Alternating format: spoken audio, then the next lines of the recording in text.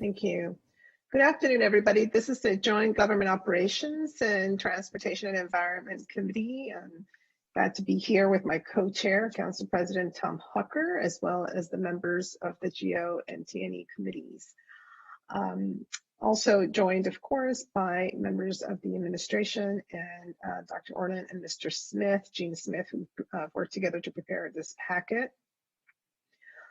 So this particular joint session is to discuss and make recommendations regarding resolution to repeal and replace resolution number 16-1570 with respect to the White Flint Sector Plan Implementation Strategy and Infrastructure List and related amendments to the FY21 to 26 CIP, which is our Capital Improvements Program.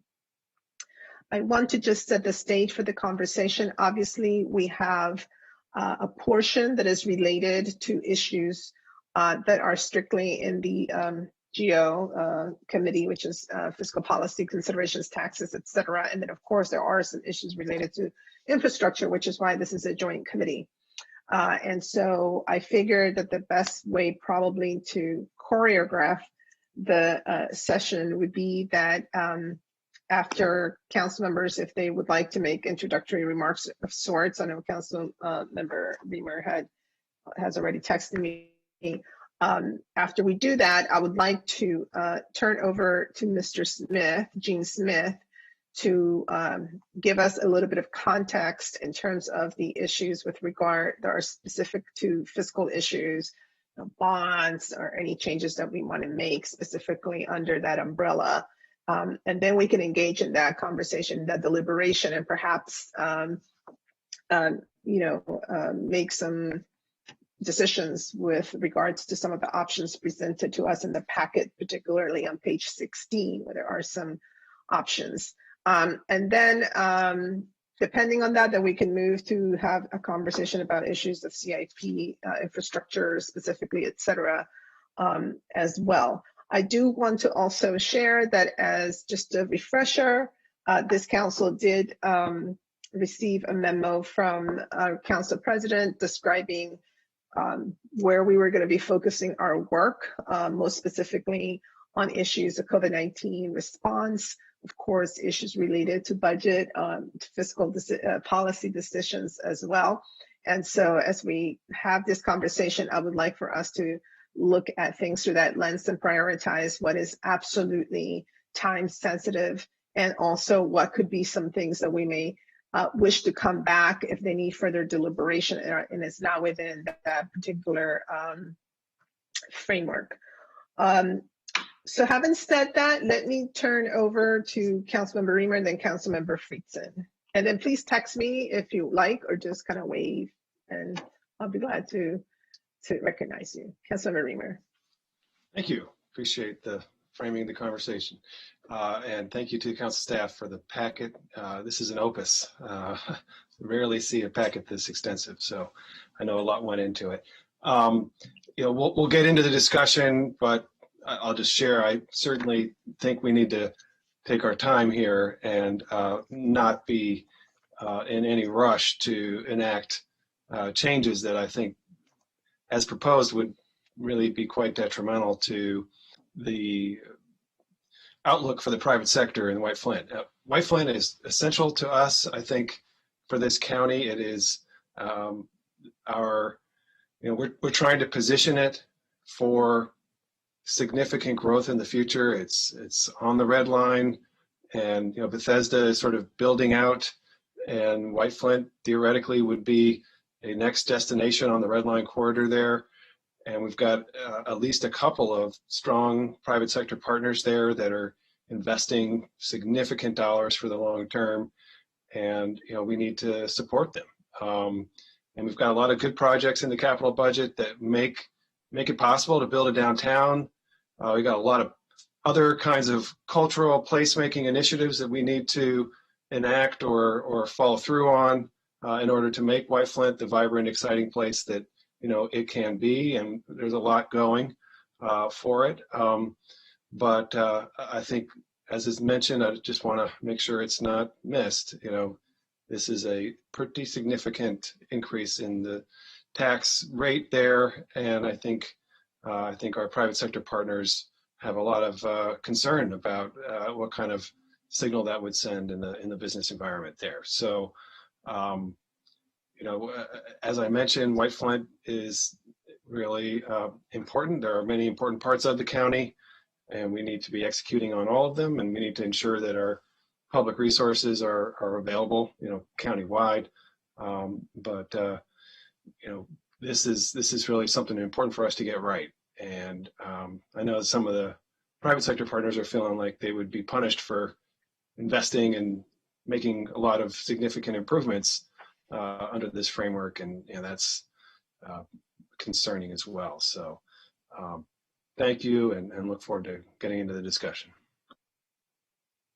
I guess I remember Councilmember Friedson. I guess you have something to say, given that you're the district council member there. Yeah, I appreciate it. First of all, thank you for the way you framed the conversation. I do think it's really important for us to separate out what's urgent for us to deal with right now and what can wait for a time when we can be more methodical, deliberative, take in an understanding of the stakeholders and hear from the community that would be most impacted here. I think that you said it very well. I think that council staff has set it out in one of the most robust packets I have seen in a while that really lays this out in a really thoughtful way. Will be the springboard for, I think, the conversations that will come after today's discussion with the Joint Committee.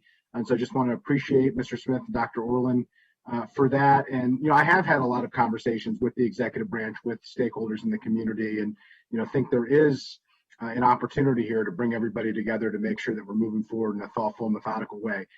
Doing that in the middle of the budget, in the middle of a pandemic, when it's not absolutely essential, I think we have time to catch our breath and really think this through. I will note that, there's always a lot of conversation of why aren't things happening. And I did just want to note, and this is reflected to a certain extent in the packet, but if you look at the things that are happening in the Pike District right now, the new development is moving a little bit over 6% compared to about 0.5% in the rest of the county. And so the investments that have been made, the decisions that this body has made, frankly, before I got here, impacting the district that I now have the honor of representing, you are making a difference. Would we like things to move faster? Would we like things to happen more rapidly? Absolutely.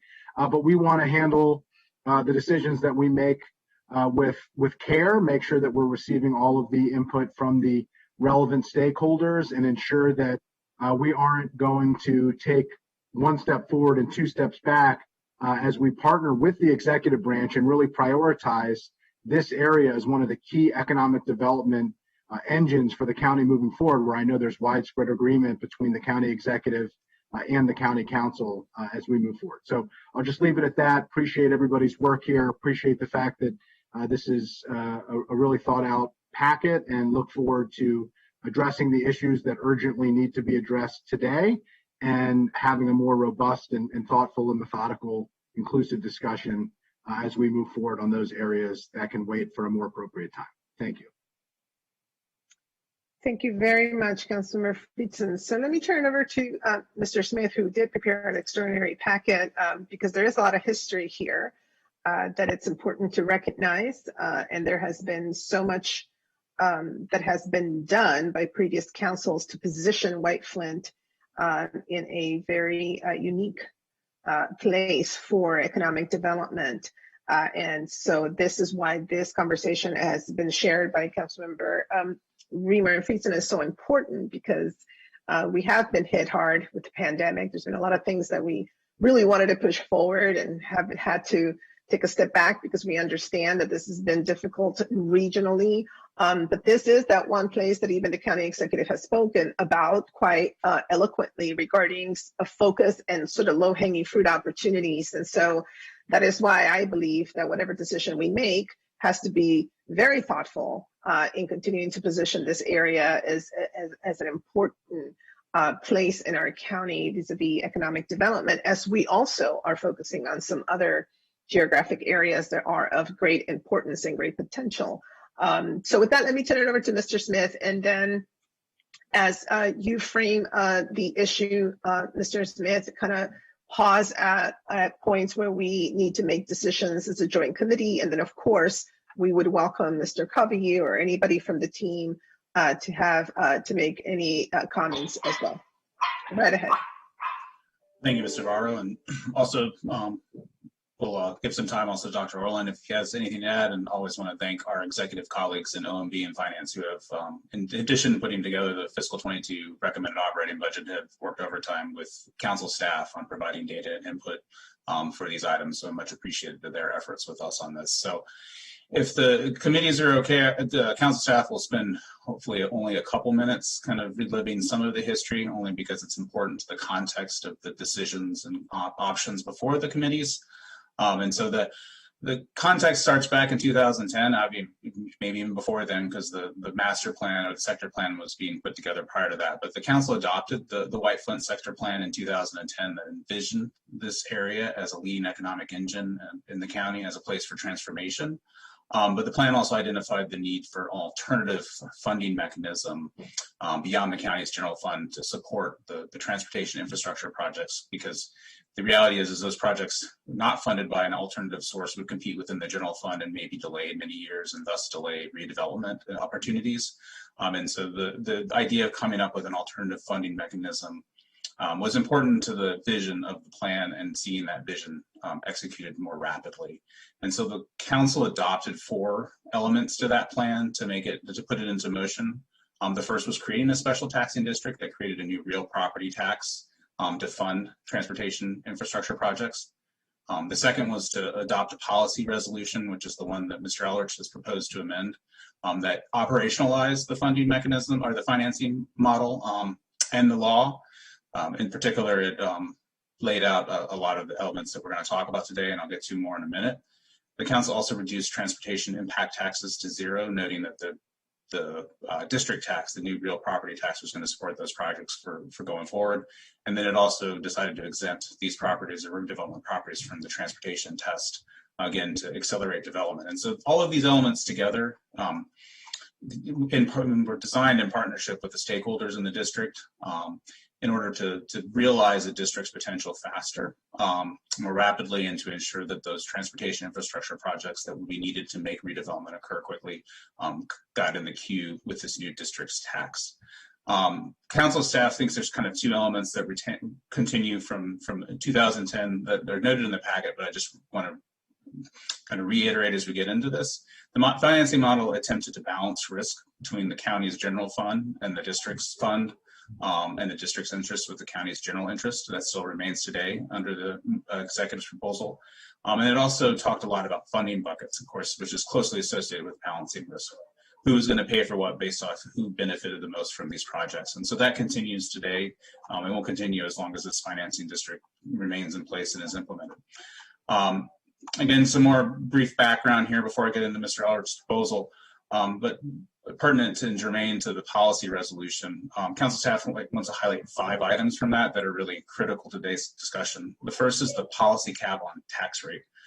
The county approved a 10% tax policy cap based on the total taxes that the district would have. This provided clarity to stakeholders and allowed excuse me, but it does not limit the council's authority to levy taxes. The authority is retained and has always been there. The policy is 10%, but the council's authority is to levy whatever taxes are necessary to fund what's necessary in the, excuse me a second.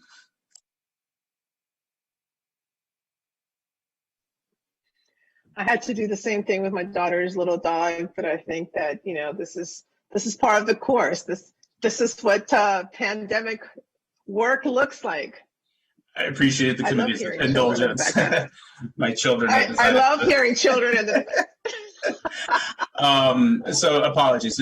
The second item that the policy resolution indicates is the restriction on spending affordability guidelines items. These items are not allowed under the currently policy resolution, and this primarily restricted GO bonds to be used for the district purpose, which is again balancing risk between the general fund and the district's fund. The third item that was restricted or noted in the policy was the restriction on total advances. Again, the county recognized that the district would take some time to mature, and so they allowed for some county advances to occur so that projects were not held up just because the district hadn't matured more rapidly. And in general, there was an amount of money that was allowed to be advanced. And as noted in the packet, the estimate is roughly $45 million, although there is some fungibility to that number, but $45 million is the number that executive staff have been using for a significant amount of time. And then real quick, the last two items that are really important to the policy resolution are repayment plan. The county's law clearly indicates a repayment plan is required before any money is advanced from the general fund. And then the final item is the improvement list. This is the attachment or Exhibit A to the resolution, which clearly indicates the projects the district is responsible for and the cost estimates for that. And again, all of this background is important as we get into the executive's proposal, many of these items are noted. So since 2010, and as Mr. Friedson noted, the area of this district has developed. It's developed well, it's matured, and it continues to be a location to advance economic development in the county. And the planning report that the Planning, Housing, and Economic Development Committee will review in a few weeks highlights a lot of these items. But council staff will just note that prior to 2010, or following the 2010 plan, the number of housing units and office square footage has performance has exceeded what was happening prior to 2010. And so development has occurred. And the plan notes some challenges, but it notes that it's primed and continues to be primed for large scale redevelopment. So one of the challenges, and that we're going to get into in a moment, that was discussed in the planning report is that the financing model and the architecture of that may need to be tweaked. Part of the reason of that is the estimate for new taxes under the district's models was $45 million for the first 10 years. Actually, the real amount of taxes that the district has realized is closer to 16 million. And so with that, so the council has approved 4 projects that are in the district. I'm not going to go through each of them. They're noted in pages 6 and 7 of the staff report. But the most important one that we're going to talk about today is the Western Workaround. This is a complex project that realigns several intersections to create a better grid and better redevelopment in White Flint. The project is estimated to be total for $74 million. The expenditures for the project have already been $25 million since fiscal 20, and another $49 million are expected for 21 and 23. In addition, the other 3 CIP projects have spent $10.1 million since fiscal 12 when they were approved. And so in total, there's about $85 million of expenditures for the district, but the district has only raised about $16 million worth of taxes. And so the executive has proposed a way to address those elements and that mismatch. And so what the executive's proposal does, and if it's okay with Ms. Navarro after I finish my notes, if the executive staff have any comments, they can make that.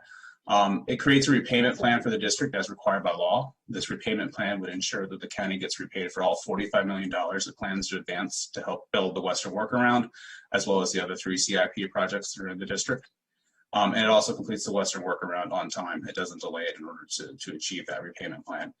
And so what the executive proposes in terms of changing the current policy of the financing model is to eliminate the policy tax cap at from the 10%, so that the district can have a tax rate that is commensurate in order for it to issue bonds, and also to repay the county's advances in a timely manner.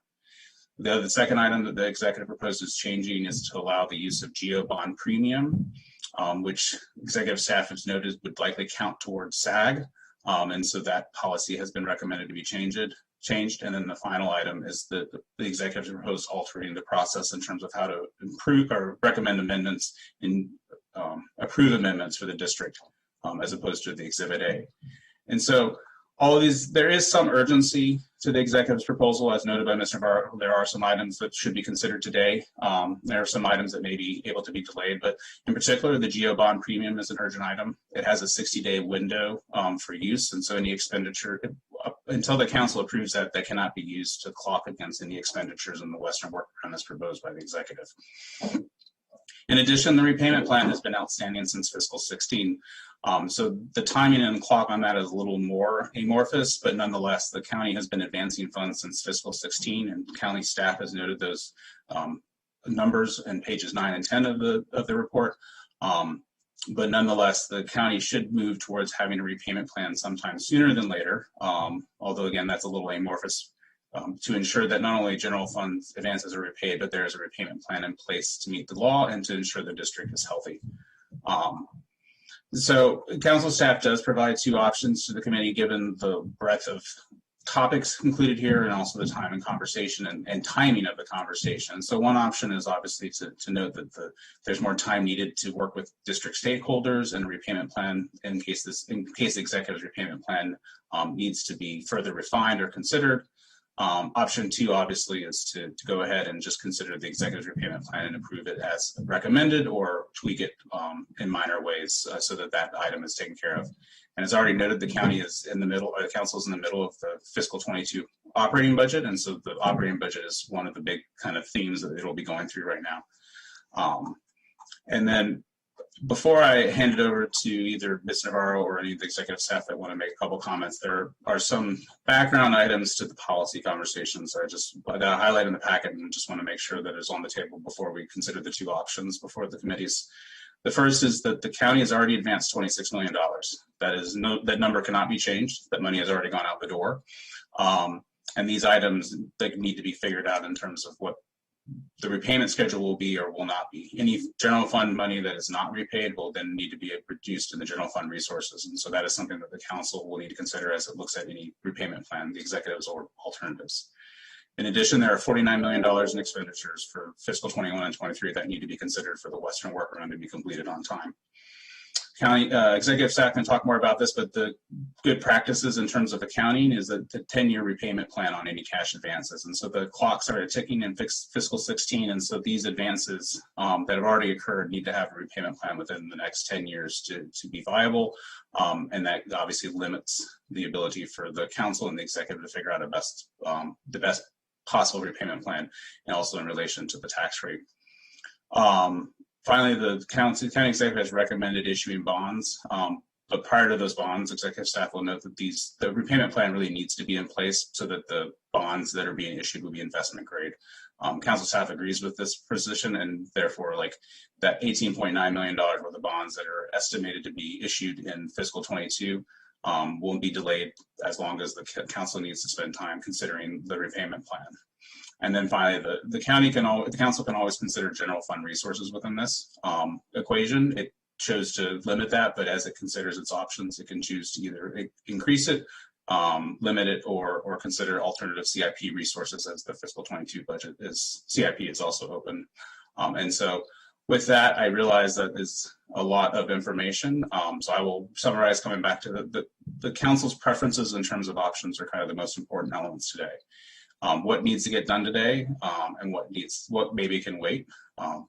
And certainly giving some time to be able to digest all of the options here in this complex issue and figure out a repayment plan that makes the most sense for the county and the district stakeholders to continue to ensure that White Flint is going to succeed and excel is a priority. And certainly that is an option that is worthwhile in considering.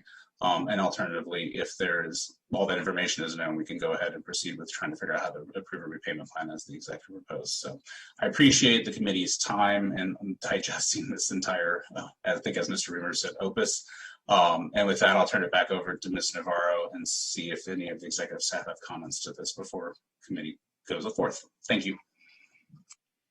Thank you, Mr. Smith, for that incredible explanation. Let me turn over to the executive staff. I see Ms. Beck here and Mr. Covey. Let me first start with Mr. Covey. Thank you, appreciate it. First, I'd like to say excellent packet, Mr. Smith and Mr. Orland. They did a really nice job pulling all this together. Jean hit on all the high points and actually got into some of the detail.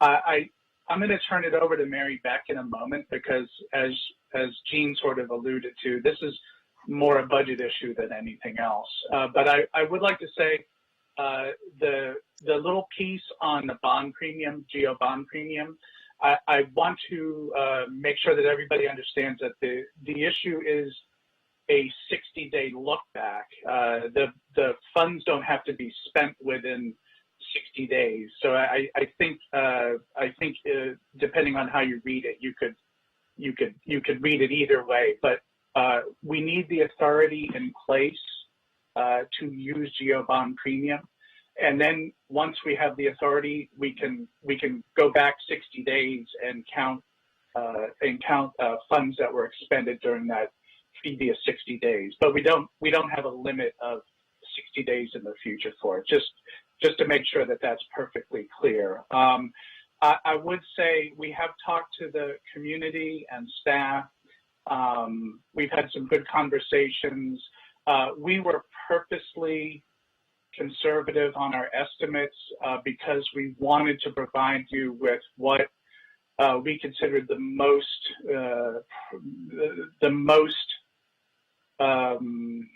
maybe the worst case scenario is the right term for it. I don't think that we expect the worst case scenario to play out. So I do expect that the assumptions that we use to model future tax rates for tax increases that potentially could occur beginning in FY24, we don't necessarily expect those to hit the levels that you have seen in the packet, because we do have very conservative assumptions on development in the area, the actual growth in the existing accessible base, the cost of the debt, and so on and so forth. So I'm going to turn it over to Mary now. I don't know how much you're going to get into the details, but as Mr. Smith noted, we do need to have a plan of finance in place and authority for the any special revenue debt that we're going to issue, and that's not timely today, but it's something. The intent is to issue debt in FY22. So it would be great if we could have that before the end of fiscal year 21. The authority to use bond premium so that we can shift some of the risk away from the property owners in White Flint.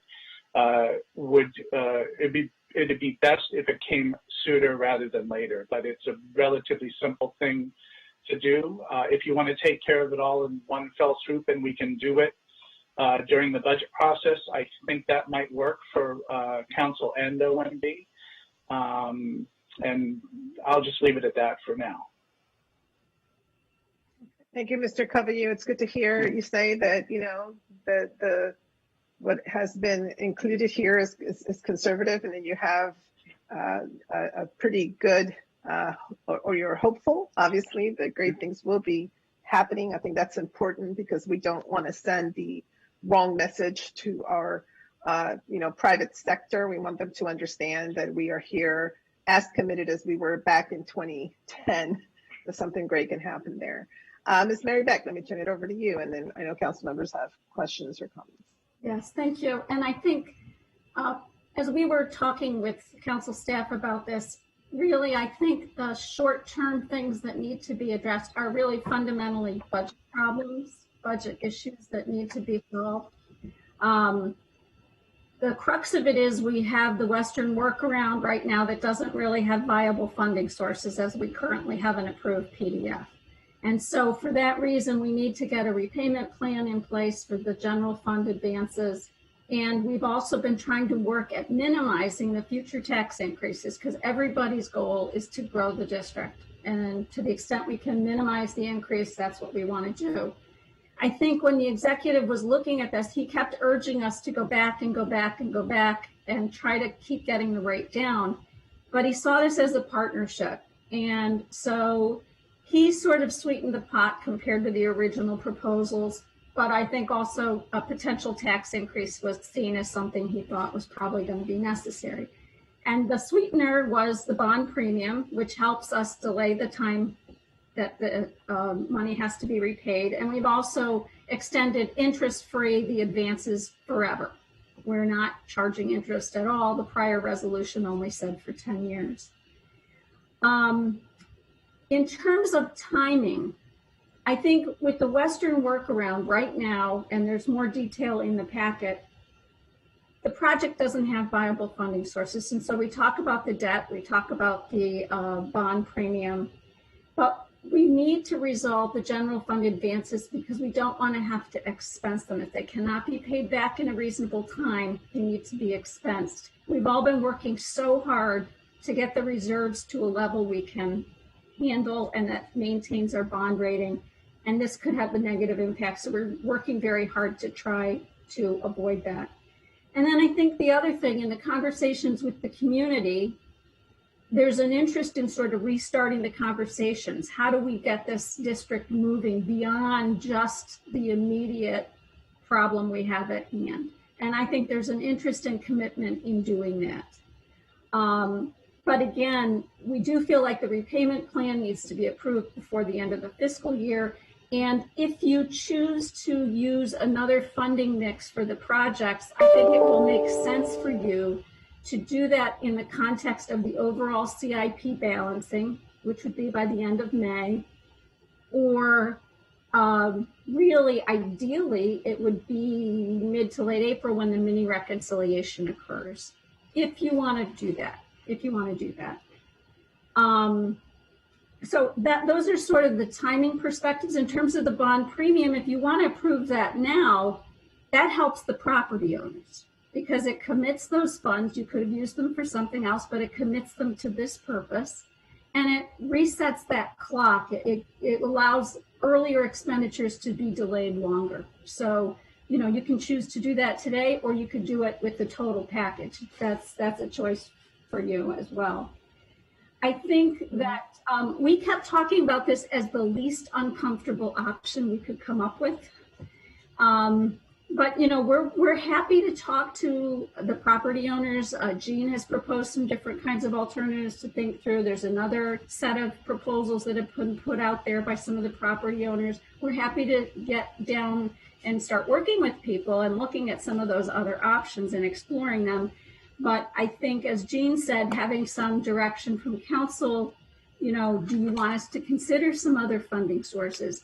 We were reluctant to go further because we were concerned about the operating budget, and we'd already taken out about 170 million in other funding sources from the CIP. So this was as far as the executive felt comfortable with at the time.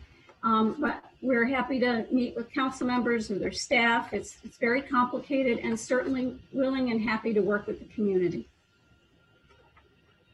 Thank you, Ms. Beck. Thank you for those comments. Councilmember Reamer. Thank you. Two questions. So direct this to Jean, I think. And if we wanted to allow for the GO bond premium, I think you said that there's a 60-day timeline, but what are the specific points we need to resolve, and you know, what would be the process? My first question. Sure. So if the council wanted to use the GO bond premium as recommended by the executive, I think as Mr. Covio noted, there's a 60-day look back, meaning that upon whenever that is approved by the council, any expenditures from that point back 60 days could be applied to the GO bond premium. And if not all 15 million is used in that look back, then obviously it would go forward to any expenditures that occur after approval. So I'll pause there to make sure that is clear, Mr. Reamer. Sure. Okay. So I'll just say that if the council wants to go with that, then as proposed by the executive, the resolution would need to be amended. And I think it's a technical amendment just to say that GO bond premium can be used and since it doesn't, as it might count towards SAG. I think there's a little bit of a discernment issue there. SAG primarily deals with the GO bonds, not GO bond premium, but certainly it would be easy to amend the policy resolution just to make sure that it's not a technical issue. And so that's one of the items that council staff recommends happening if you want to make sure the GO bond premium is used. Got it. Okay. Second question, more for you or the executive branch. Page 10 just kind of models out the projected rate increase. It says that the 73% increase from the current district real property tax rate. Remind us who pays that. Can you talk about the boundaries of the district? Sure. I'll make a couple notes, and if executive staff want to elaborate there, I'm happy to let them do that. The district's boundaries mirror the sector plan's boundaries because it was the sector plan's approval that initiated this whole process, although not all the properties within the district are part of the district tax. So residential units are excluded, apartments are excluded, And also see if Mr. or Dr. Rowland has any other comments, since he was part of that process 10 years ago. Sure. But The properties that are excluded, so make sure yes, the properties that are excluded are the residential properties that existed prior to 2010. The newer ones are paying the tax. All commercial development either existed prior to 2010 or built since are paying the tax. As Jane mentioned, the district more or less coincides with this sector plan boundary. However, you might recall a few years ago when the White Flint 2 master plan was done, the council, as a follow-up, expanded the size of the taxing district to include 3 or 4 properties on sort of the northwest edge of White Flint. So the Guardian building, the Wilgus property, the Wilco property are included now in the district in the last couple of years. Okay, thank you. That's helpful. Mary Beck. I just wanted to add one thing I had meant to mention, because there's a lot of consternation about the percentage increase in the tax rate. And I did want to just try and quantify that a little bit. If you had $1 million property under the conservative estimates we looked at, compared to FY21, the tax would go up by $617 by FY24 and up to $807 by FY27 compared to the current bill. So percentage increase is a little bit deceptive. So I just want to make sure people have that information too. Okay, I think that's, I'll hold that for now. Thank you. We'll continue the discussion. Thank you. Thank you. Councilmember Fritzen.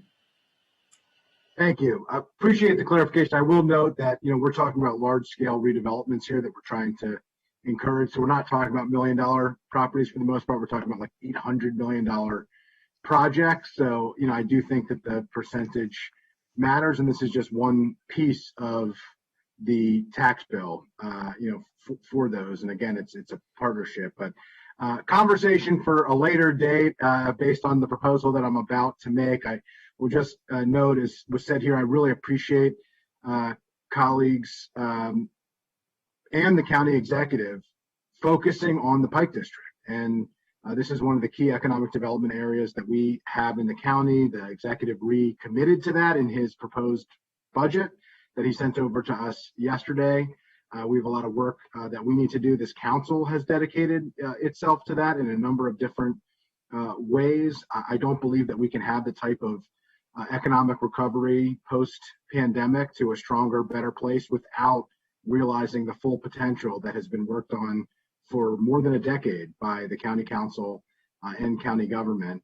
And so we have to get this right. And we need to take the time and be thoughtful and methodical about it to make sure that we do it and be inclusive in the discussions with the relevant stakeholders to make sure that we're moving forward together. So I wanted to move option 1 as discussed in the packet. It's on page 16. That would be, as noted by Mr. Smith, to amend the current policy resolution to allow the use of BO bond premium and to concur with the executive's recommendation on the repayment FY 33 to 43. And there are a number of other points in there as well. Those are the 2 key highlights, but I wanted to move that and hope that we can move forward what we need to today and get to the conversation that we ought to have at the more appropriate time to ensure that it's the right outcome. Thank you. Second. All right, so it's been moved by Councilmember Fritzen and seconded by Councilmember Reamer. I have Councilmember Glass next on the list. We Great. do have an amendment also. Great. Thank you very much, Madam Chair. So in reading the packet, and I will echo the comments that I think everybody has shared, a very, very good packet. I appreciate the historical framing and context. So it was very rich for anyone who wants to know the history of this area, right? And the ins and outs of the last decade. So so thank you for that. I'll start by saying, in reading the testimony that people have submitted about this, the overarching theme is that there wasn't any conversation and that this was somewhat just dropped on people's laps or their inboxes a month ago or so. And so, Mr. Coveyou or Ms. Beck, can you share what the outreach has been to the property owners and stakeholders in this area? I can say that property owners have known for some time that revenues were well below estimates. And in prior years, in fact, I actually just heard back from the prior White Flint coordinator. There have been conversations that this was coming in some form or fashion for years. But for sure, this particular proposal did not have a lot of advance time. I mean, frankly, we've also been dealing with the pandemic. And we frankly, the executive kept sending us back, can we get the tax rate lower? And so we were spending a lot of time looking at different kinds of options. And then at that point, when we first had a proposal, the executive did not want to put out in January as a surprise. So he instructed us to make sure we came to council, make sure we talked to some of the community people. And so we did that for another month or so. But these particulars, no, they didn't have 6 months to look at it. But certainly there was knowledge that a tax rate change was needed. That is their assumption. With that said, there have been changes on the property owner's side. So there've been a lot of new people in place. And so sometimes when we've gone into community meetings, we're having to sort of go through the history because. Well, Ms. Beck, you froze, but I'll pick up on that and say, regarding the history, because people and players may change, I would absolutely recommend sending this packet to everybody in the community in advance of any of those community meetings, which we have in the future. Certainly, it'll bring people up to speed. But in Ms. Beck's absence, I will simply say that knowing the conversation is coming is not the same as having the conversation. And so I would suggest going back to the players, new or old, to engage them, share this packet, and have real conversations about what we need to do here. And clearly, buried the lead. I'll support Councilmember Friedson's proposal, because let's deal with what we need to deal with right now. And we're all juggling lots of things. And so I also appreciate the thoughtfulness of the packet to state that very explicitly. But let me just ask one other question with regard to the work that is currently being done with the workaround.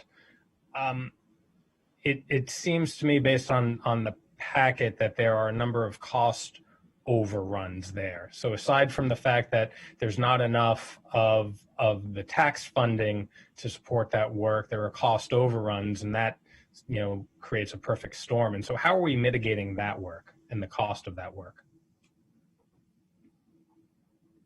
And Ms. Beck, you're on mute now, but it's good to see you again. In terms of cost overruns, since the PDFs have been published, I think I'm really only aware of one. It was last year, I think, Glenn, for about almost $12 million. And that had to do with PEPCO and stormwater management issues. With utilities, you cannot get estimates from them until you're sort of in the midst of things. And so that was something, when it occurred, we actually considered not doing the undergrounding of the utilities, which was, would have allowed us to save money, but that would have meant that you needed more setback for the buildings, and people would have had to go back and get their approved plans redone, and it would have minimized the developable area of the district. So that seemed counterproductive. And so that decision was not made to do that, but that did add cost to the project. Okay, well, on one hand, saying it was only one cost overrun, but that one cost overrun only cost $12 million, right? So thank you for providing that context. And I'll just close by saying that I like looking at best practices, and I was looking in Northern Virginia, and I know it's sometimes hard to compare the way we operate to the way they operate, but with regard to specifically Tyson's Corner, the way that they have been, applying their special fee to the homeowners and the commercial property owners. And I continue to dig down into that to see, how we can replicate some of that. I know, again, I'll say it's not apples to apples, but I think learning from best practices, particularly communities that have undergone seismic change and robust economic development, not unlike what we're hoping for. Maybe the scale might be different, but certainly the economic activity and the transit-oriented development is something that we hope to emulate in White Flint. And so let's keep digging down into this, and let's engage the stakeholders for when we revisit this conversation in the months ahead. I did want to just ask a clarifying question on alternative one. I know you want to put in place the bond premium and indicate the repayment period for that. That part I understand.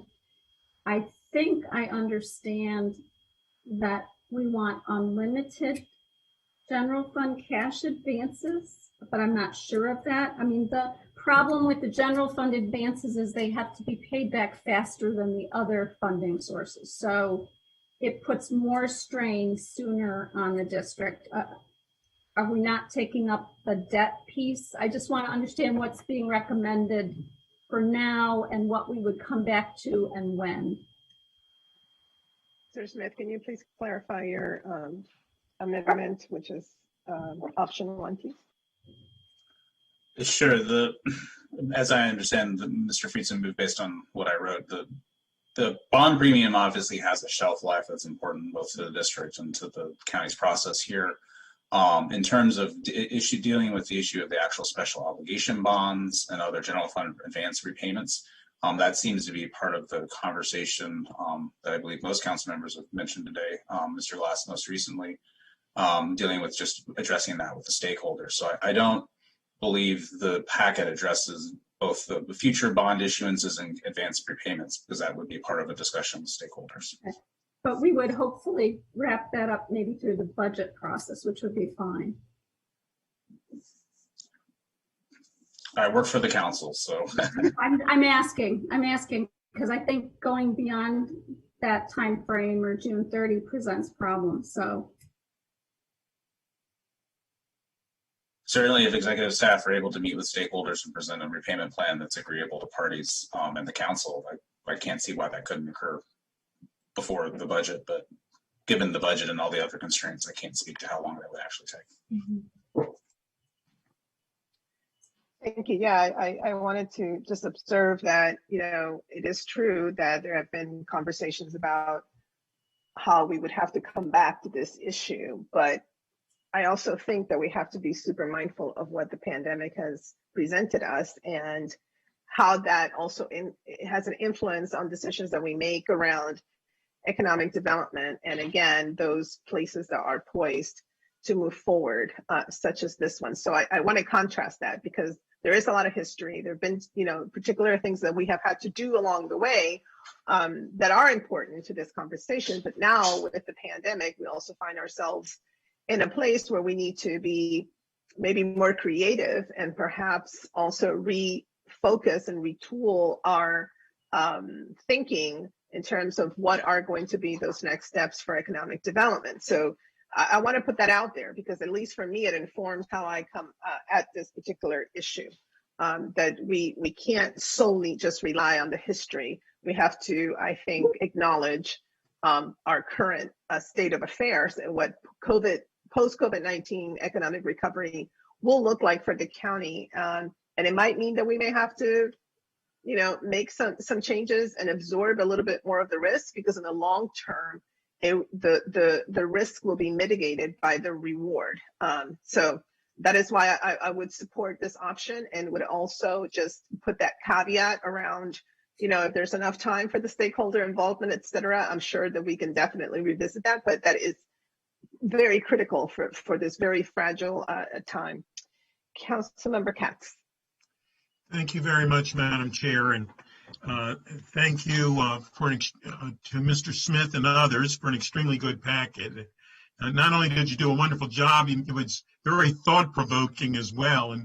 And Madam Chair just mentioned that about the history of it, and I've also had Madam Chair mentioned many times that we're working with this pandemic without a manual.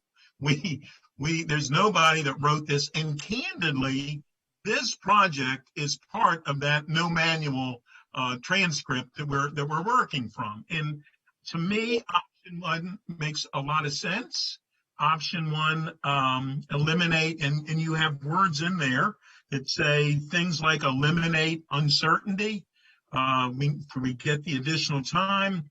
We work with district stakeholders on long-term goals, and we should wait for the repayment plan. I think that we have literally a golden opportunity to get this right, and for us to do it the way as option one is suggesting, I believe is the right way to do it. So I certainly am supportive of option one.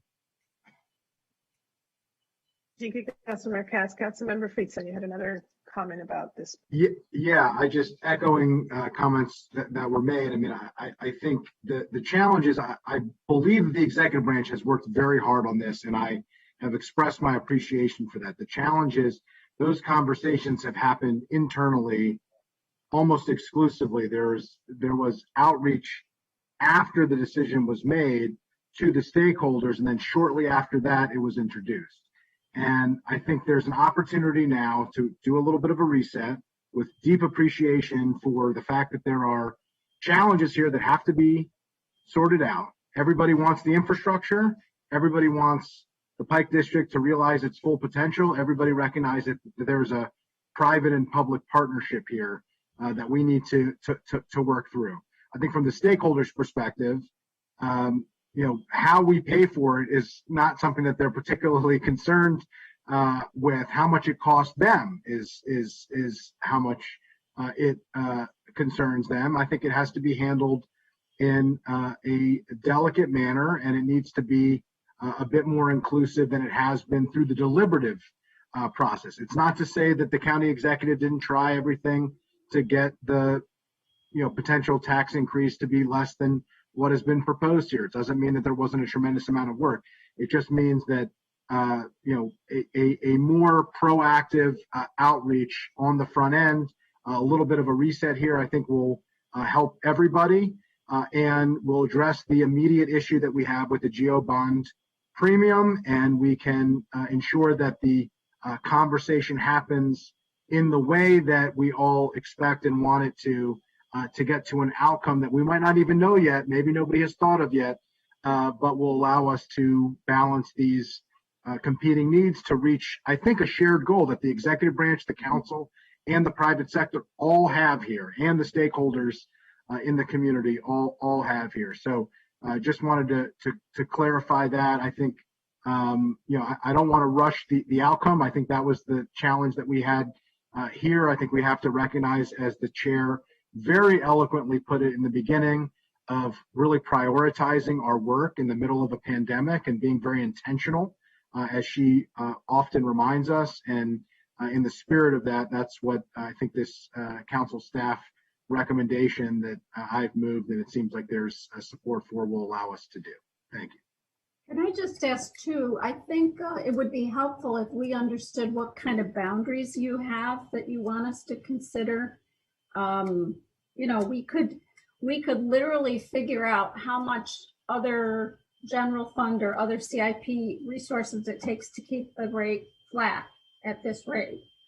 But you might not want us to even go that far. So I just want, if I was listening at home right now, I might get the impression that if the property owners say we don't want to pay any more taxes, that'll be okay, or that will somehow stop this from moving forward. So I just want to understand if you have any boundaries like that. We could look at a number of different scenarios, but if you have particular limits you want us to consider, we'll do that.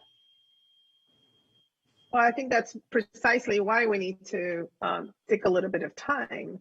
Yes, right. To be more deliberate about this issue, because again, I just reiterate that the reason why, the private sector partners came to the table and said, hey, we're willing to set this particular, district. We're willing to step up and put some money in the pot because we understand and recognize the need to pay for infrastructure, et cetera. And, we collectively, the county said, well, we recognize that this is an important area for the county's overarching economic development goals. Let's do this together in partnership. Along the way, there have been fits and starts. And now we have reached this point where we are having to put into that, bucket of variables, the pandemic that hit, right? And every time I talk to the executive about this issue of, getting White going, I remind him that, hey, we also have these other areas in the county, of course, the East County, the Mid County. And so it is very important, at least for me personally, that we get things going in White Flint so that we can then at the same time continue to look at other areas of the county. We've made that point when we go meet with the rating agencies. And that is why I do believe that we have to take into consideration the current times and understand clearly how that might change some of this balance to get things going here. So no doubt this, I think what you just said, Ms. Beck, you're so right. I think that is what more than anything informs, our need to take a little bit more time to figure this out clearly and make sure that folks are able to move ahead in this place that has already, become a really awesome place. When my daughter, the millennial, goes to Pike and Rose, now that she's back home telecommuting and says, wow, what an awesome place, Mom. It says to me, oh, okay, there's some momentum going on here that, young people coming back home to telecommute are recognizing that Montgomery County is kind of cool because it is providing these types of places. But we have to make sure that it continues to build out in terms of its vision. So let's see, Councilmember Reamer had asked to be acknowledged, and then I think we need to take a vote because I want to be mindful of the time as well. Councilmember Reamer. Thank you. I just wanted to, observe when the plan was put together and the tax district concept was envisioned, I think there was a different expectation about development in the county and how fast it would happen and how easily it would, progress. And what we've seen instead during that period of time is a lot of challenges. And, we have the White Flint Mall is still a giant patch of dirt. We have Federal Realty that's moving forward, but Federal Realty is an unusual private sector partner. It has a very long view that is not necessarily the standard. We're lucky they're here, that they're willing to invest, with such a long horizon. It's hard to have policies in place like moratoriums on development and expect the county to simultaneously, reap the benefit of substantial private sector investment. And so I don't know, it shouldn't be too surprising that development has been tepid. We don't have a strong enough job market. And so, we haven't delivered what was hoped for. And in the absence of that, this area is still one of our top priorities in the county. And I think we need to step up and make sure that we fulfill the vision, because it's a good vision. It's a vision that the county has been invested in for a really long time. So bringing that to conclusion one way or the other. And I think what we want to focus on is what's the avenue for us most likely to yield the results we want, which is the development in the district, bringing the jobs and the housing and the dynamic, urbanized context that we need for the county. And so for the county to step up and be a stronger partner may be necessary. And, I'm certainly willing to contemplate that. And I would note we have had some battles over major obligations that were contemplated in this plan, like that Montrose East, that we're not planning to move forward with. So potential public expenditures might be different than they were once envisioned. We're trying to get things like the metro entrance funded. So we got a long list of critical infrastructure that we need to build for this area to thrive. And, we should come up with the most realistic funding plan that we can. So thank you. See Glenn. Thank you. Okay, Dr. Orland, because I'm going to restate what we have on the table to vote. So if you could go ahead briefly. Thank you. I just want to make clear about the timing. Are we talking about then the committee's coming back before you approve the budget, or in June, or later? Because it makes a difference in terms of a couple of things.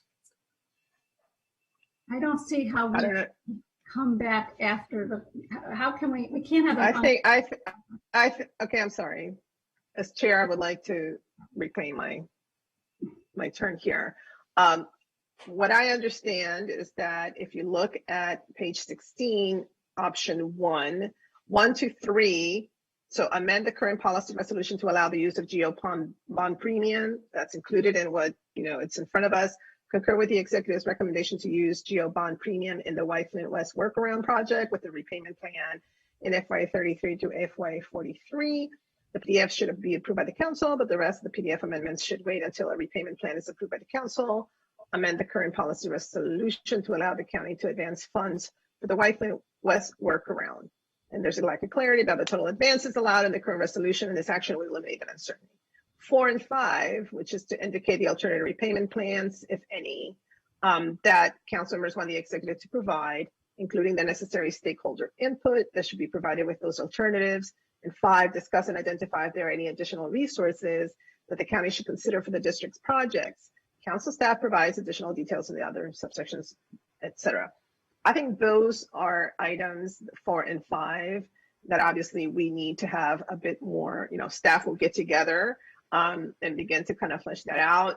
And then we'll see, if it's ready, as well as what Dr. Orland, you just asked. I think until we feel that is ready to go, then we will, reconvene. We can communicate about that.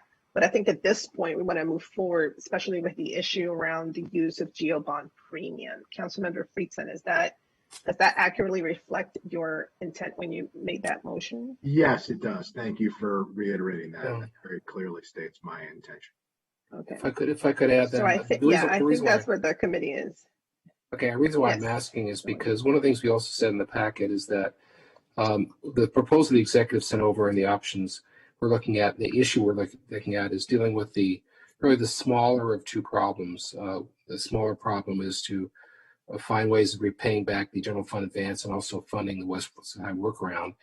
But it leaves the larger problem of how to fund the White Flint East and White Flint West projects, which are anywhere between $110 and $130 million. And what we had said was we believe the committees and the council should get back to that after budget, summer, fall, after more of a conversation. And I didn't know whether that was something you wanted to wrap up into this initial issue, which is because they're related. But the reason why we there is the more instant problem. There's nothing instant, but the nearby problem was how to deal with that first problem. But then do we talk about opening up all the options for trying to figure out what to do with the larger problem? Mr. Smith. I mean, what's the committee's will, I guess? Would you rather us take this all up in summer or fall, or do you want to still do it in 2 parts? Because that'll sort of guide the work we do. Sure, I was just going to, what I think I've heard from the committees is that we will go and work on the short-term problem immediately. I guess maybe one indulgence is certainly if we can come up with a repayment plan as soon as possible, then perhaps if we don't have that within the next few weeks, then we would want to enact the bond premium as moved by Mr. Friedson. So I guess one question here is, can you give us a couple weeks to work on that? And if not, we will have the bond premium approval and necessary before the council. And because given the timing, we may be able to get a lot of work done during the budget to have this resolved, so to speak. Does that make sense, Mr. Friedson, since you moved this? Yeah, my intention is to move no faster than it requires to have significant stakeholder input and to arrive at a methodical thought process. And, I yield to the chair on the timing of, her committee or this joint committee with the council president and the chair of the GO committee in terms of when this comes back. But my intention here, and I thought that, we've made this clear through this discussion and the will of the committee seemed pretty clear, was to make sure that we are getting the relevant stakeholder input as part of this process, that we're doing this in a methodical and thoughtful way, that we're only moving forward on the things that absolutely require moving forward today, understanding that we are in an unprecedented moment and dealing with vaccines and life and death and issues that require our attention, not to mention the budget deliberations itself, which is the busiest time, and out of respect for the council president's message to us to really focus on that, I thought this was keeping in spirit of that. So just to reiterate, I think I've made myself clear. I think the chair has made herself clear. I think the council president has given his marching orders to us previously, and I was trying to abide by the will of the body as well here, and based off the very helpful recommendation of you, Mr. Smith, and council staff. Right, and I think this is precisely why when, I had asked Mr. Smith to, in the packet, give us options with that context. And so I think that, we have a motion on the table. I think staff can then work on, hearing what we've said in terms of what we think needs to occur. Actually, let me and also let the council president know, where we are in terms of those conversations, and then we can gauge if we can come back before a budget is done, or if this is something that we're going to have to do in the summer. So I guess to answer your question, Dr. Orland, I don't particularly have that answer at this moment, but I think that it's something that definitely can be worked on along with Mr. Covey and Ms. Beck, et cetera, so that we can get a sense of when we might be ready to come back to the joint committee. But we also wanted to be diligent and, approve the most important and time sensitive issue, which was this issue of the bond premium. Okay. Councilmember Reamer, you had your hand up. Anything else you need to add before we vote? I think that was, thanks. Okay, great. All right, so I believe we have a motion made by Councilmember Friedson and seconded by Councilmember Katz to adopt option 1 in the packet, which is on page 16. All those in favor, please raise your hand. I actually seconded it, but it doesn't matter. Oh, I'm so sorry, Councilmember right. Reamer, it was you. And look, and it's right here written in all my jumble, whatever. Okay, for the record, Councilmember Reamer seconded. But I could change my name to Councilmember Reamer for the moment. I mean, I'm fine. It feels like I'll give away the motion if it helps us get to consensus and move on. As long as Hans seconded it, I'm on board. Yeah, there you go. There you go. Okay, let me restate that. So it was a motion. I will take no offense to that, Council President, that it wasn't my motion. Neither will I. And please listen to them, Chairman. Please, Chair, please. Okay, let's get back in order. It was moved by Councilmember Friedson, seconded by Councilmember Reamer. All those in favor, please raise your hand. Is that unanimous among the committee members? Okay, that is unanimous among the committee members. No wonder I saw people with question marks in their faces, but wasn't sure what the hell was about. Okay, so we have, I think, made that particular decision. So I guess the rest we can come back to as soon as we get a sense from staff in terms of timeline, right? Anything else that we need to address in terms of? No, Ms. Navarro, I think given the committee's recommendation, we'll work on that and keep you guys informed. Thank you very much. I know this is, again, a complex issue, but I think that this at least moves us forward with some time-sensitive challenges, and then we definitely will keep track to see if we can come back with the issue of the, schedules and lifting caps and things of that nature. Thank you, everybody. With that, we are adjourned. Thank you. Okay. Bye.